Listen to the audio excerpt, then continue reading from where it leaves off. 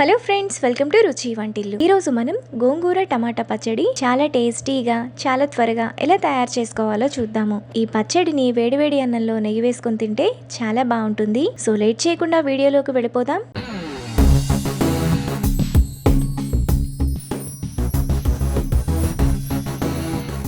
గోంగూర టమాటా పచ్చడి చేసుకోవడానికి ముందుగా స్టవ్ మీద ప్యాన్ పెట్టుకొని అందులో 1/2 టేబుల్ స్పూన్ ఆయిల్ వేసుకోవాలి. ఆయిల్ వేడైన తర్వాత 1 టేబుల్ స్పూన్ ధనియాలు, 1 టేబుల్ స్పూన్ పచ్చిశనగపప్పు, 1 టీ స్పూన్ జీలకర్ర, 1/2 టీ స్పూన్ కంటే కొంచెం తక్కువ మెంతులు, 10 ఎండుమిరపకాయలు, కొద్దిగా కరివేపాకు వేసుకొని ఫ్రై చేసుకోవాలి. ఎండుమిరపకాయలు మాడిపోకుండా దోరగా ఫ్రై చేసుకోవాలి. ఎండుమిరపకాయలు మీరు తినే కారాన్ని బట్టి కొంచెం ఎక్కువ తక్కువ మీరు యాడ్ చేసుకోవచ్చు. ఎండుమిరపకాయలు దినుసులు ఈ విధంగా వేగిన తర్వాత వాటిని ఒక ప్లేట్లోకి తీసుకొని పక్కన పెట్టుకోవాలి. ఇప్పుడు అదే ప్యాన్లో 3 మీడియం సైజ్ గోంగూర కట్టలను 4-5 సార్లు బాగా కడిగి వేసుకోవాలి.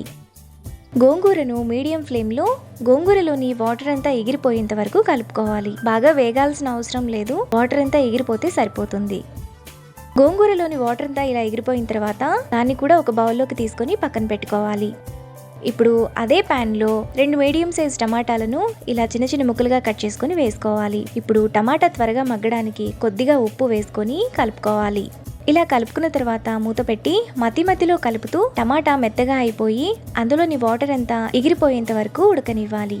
టమాటా ఇలా మెత్తగా ఉడికిన తర్వాత పక్కన పెట్టుకోవాలి. ఇప్పుడు మిక్సీ జార్ తీసుకొని అందులో ముందుగా మనం ఫ్రై చేసుకున్న ఎండుమిరపకాయలు దినుసులు, 5-6 వెల్లుల్లి రెబ్బలు, టేస్ట్కి తగినంత ఉప్పు వేసుకొని మెత్తగా మిక్సీ వేసుకోవాలి. ఇలా వేసుకున్న తర్వాత అందులో ముందుగా ఉడికించిన గోంగూర, టమాటా వేసుకొని కొంచెం బరకగా మిక్సీ వేసుకోవాలి. గోంగూర పచ్చడిని ఈ విధంగా వేసుకున్న తర్వాత పక్కన పెట్టుకోవాలి. తరువాత స్టవ్ మీద ప్యాన్ పెట్టుకొని అందులో 2 టేబుల్ స్పూన్లు ఆయిల్ వేసుకోవాలి.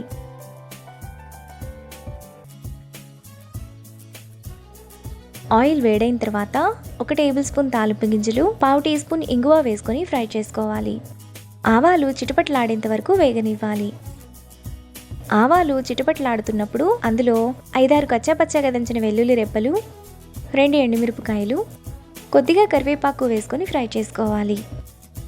ఈ పచ్చడిని వేడివేడి అన్నంలో నెయ్యి వేసుకొని తింటే చాలా బాగుంటుంది. వారం రోజుల పాటు స్టోర్ చేసుకోవచ్చు.